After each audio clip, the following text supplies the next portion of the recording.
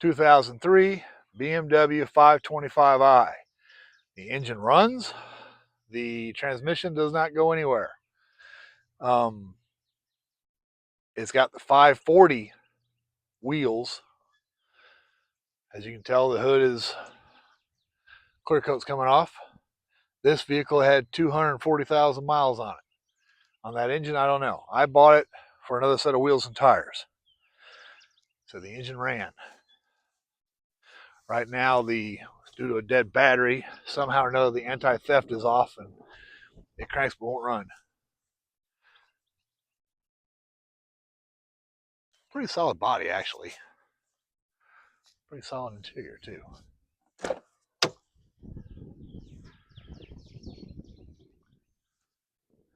It's got the sport wheel with the wheel controls for the radio and the phone you can't get anymore. Power seats. Even got the phone holder in the center console lid.